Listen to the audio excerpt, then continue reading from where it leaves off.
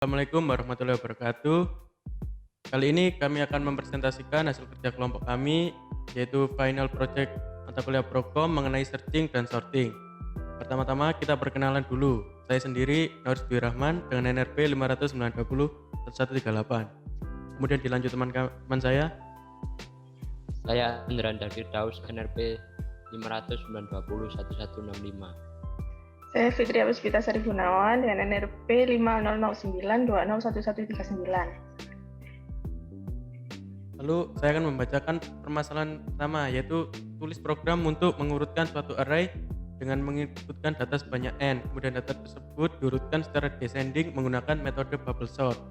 Kemudian permasalahan kedua, tulis program untuk mengurutkan dan mencari data dengan keyword name terhadap data mahasiswa yang setiap recordnya terdiri dari field name 10 karakter, nama 25 karakter, dan IPK dalam bentuk float. Data diurutkan secara descending berdasarkan name, gunakan struktur data array of truth dan algoritma insertion sort. Pertama-tama program minta input jumlah mahasiswa yang akan diinputkan, data mahasiswa yang diinputkan, kemudian baru menginputkan data mahasiswa. Lalu kemudian menampilkan data tersebut dalam keadaan descending.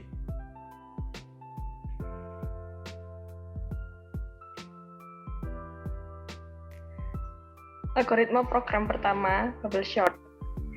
Memasukkan data yang akan diproses. Digunakan variabel n untuk mendeklarasikan nilai yang diinput oleh user.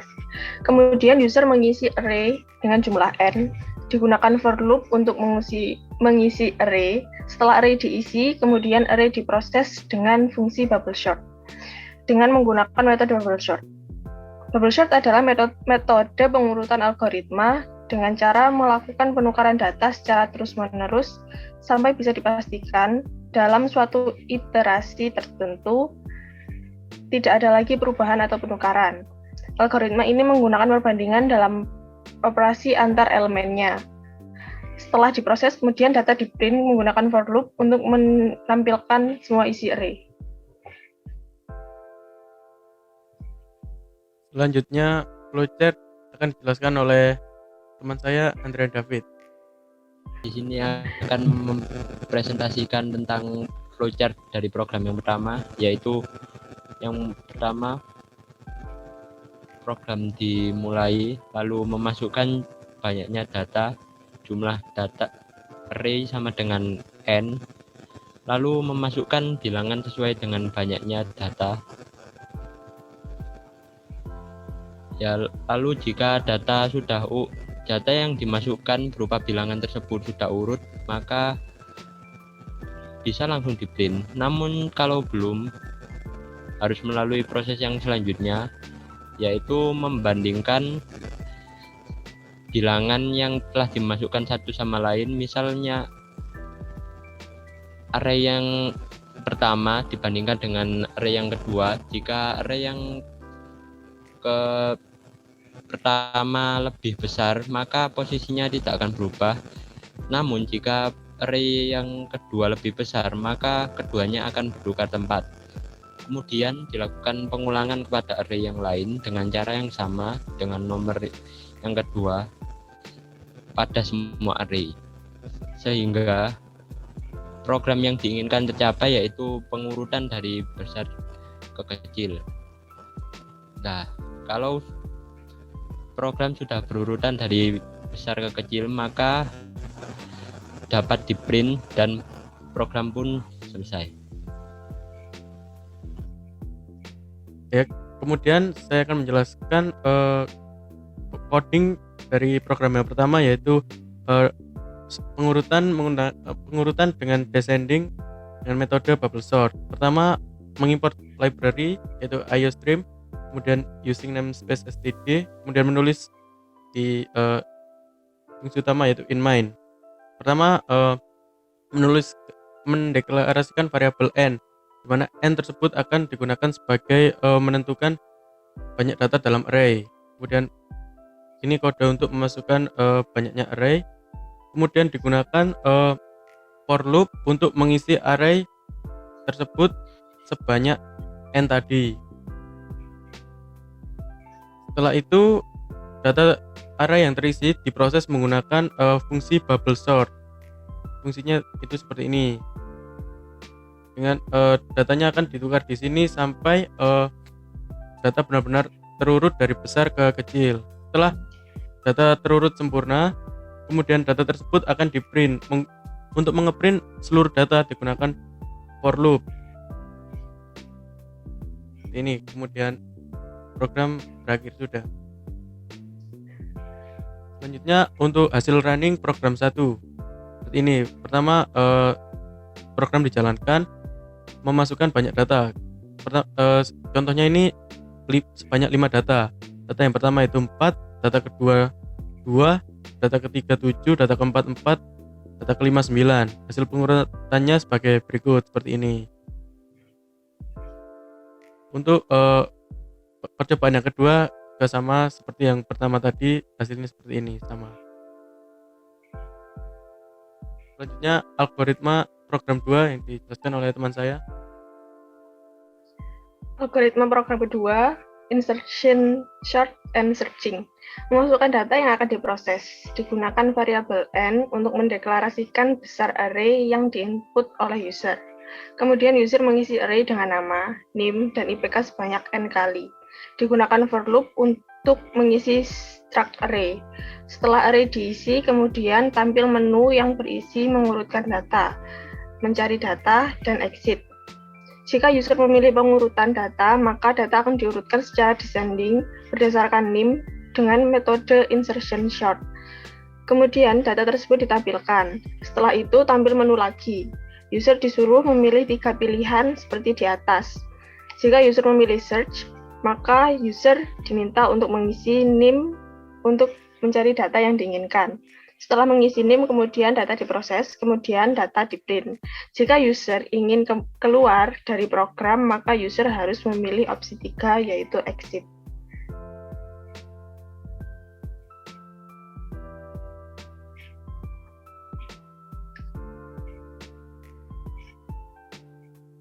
Ya, saya akan menjelaskan flowchart dari program yang kedua. Yang pertama, program di start. Setelah itu memasukkan banyak data atau besar array-nya. Setelah itu memasukkan data mahasiswa yaitu nama, NIM, dan IPK. Setelah itu akan muncul list menu dan user dipersilahkan untuk menginput menu yang dipilih. Untuk operasi yang diinginkan, ya saya akan menjelaskan operasi yang pertama untuk sorting descending, dan jika data yang diberikan sudah urut maka langsung dapat di-print. Namun jika belum urut maka akan diurutkan dulu secara sorting. Lalu jenis operasi yang kedua yaitu user dapat menginput keyword mahasiswa, keyword nomor induk mahasiswa NIM. Jika keywordnya benar, maka akan dicari datanya berdasarkan NIM tersebut. Namun jika salah akan error. Setelah di-print, maka user dapat kembali ke list menu dari yang awal. Selanjutnya saya akan menjelaskan kode dari program 2 yaitu insertion, sort, dan search. Kodenya seperti ini. Mungkin saya akan menjelaskan kodenya melalui kode editor yang saya gunakan agar bisa jelas untuk penjelasannya.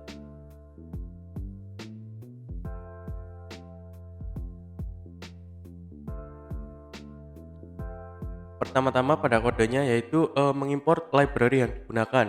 Di sini menggunakan library dari IOStream, string, array, stdlib, dan algorithm. Selanjutnya using namespace std. Kemudian digunakan struct pada program ini dengan nama mahasiswa yang di dalamnya berisi NIM, nama, dan IPK. Masing-masing tipe datanya string, dan float.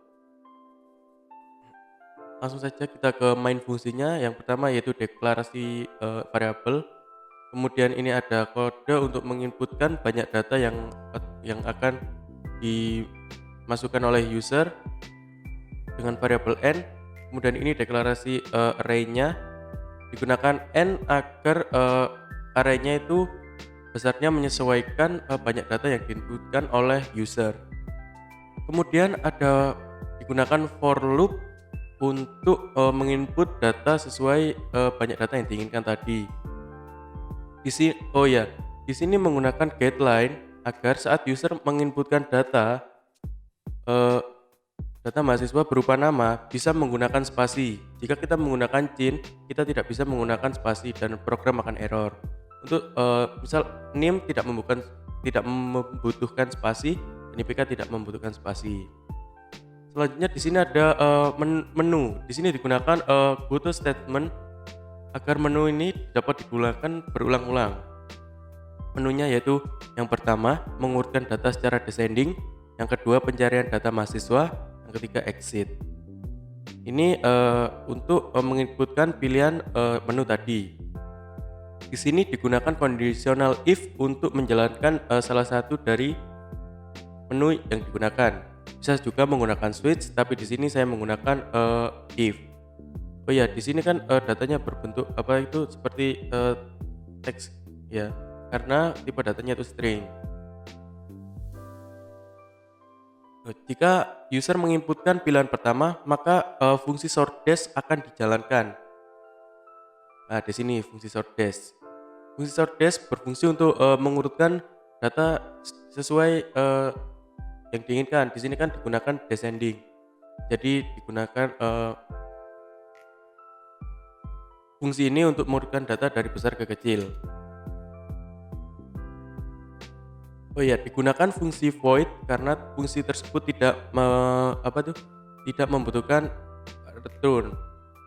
Di sini kode untuk mengurutkan datanya menggunakan metode insertion sort, yaitu menyisipkan data apabila data tersebut dinilai masih tidak urut.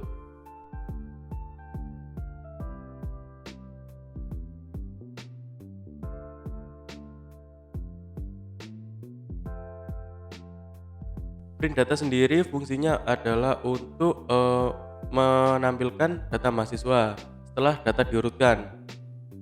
Digunakan for loop untuk menampilkan seluruh data yang ada. Kemudian ada goto menu. Goto menu ini berfungsi untuk memunculkan menu ini tadi. Jadi misal option 1 habis dijalankan, maka menu ini akan keluar di bawahnya. Begitu seterusnya. Kemudian jika user memilih 2, maka fungsi search data akan dijalankan. Nah, seperti ini fungsinya, yaitu membandingkan jika keyword. Jadi ini user diminta memasukkan keyword berupa NIM, maka keyword akan dibandingkan dengan seluruh data yang ada di dalam array dari NIM itu. Jika data ditemukan, maka fungsi print search akan dijalankan untuk menampilkan datanya, yaitu seperti ini, print search. Di sini tidak menggunakan for loop karena hanya menggunakan satu buah data saja.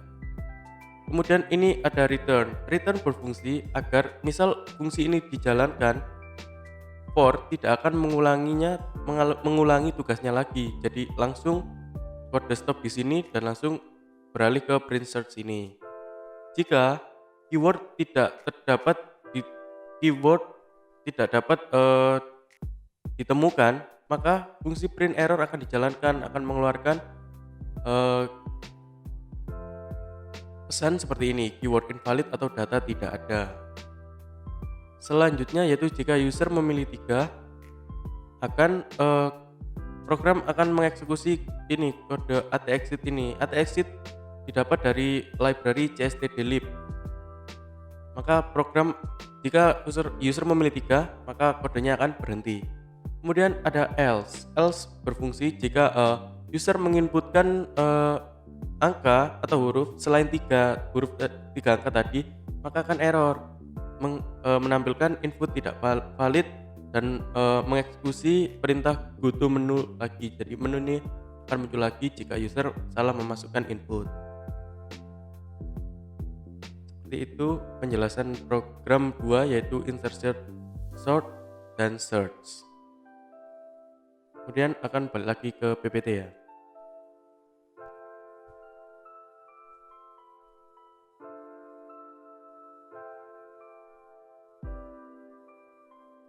Untuk hasil running programnya seperti ini. Pertama, program dijalankan, kemudian user memasukkan banyak data. Seperti ini contoh datanya yang digunakan. Kemudian user misal ini memilih satu. Seperti ini kan, memilih satu, maka data akan diurutkan tadi mulai yang NIM yang terbesar dulu sampai terkecil. Kemudian ini untuk melakukan search data maka memasukkan pilihan nomor 2 yaitu mencari data dengan memasukkan NIM yang sesuai yang ada di dalam yang telah diinput tadi. Misal ini NIM-nya 1165 kan. Di sini kan tampil data dengan mahasiswa dengan NIM 1165.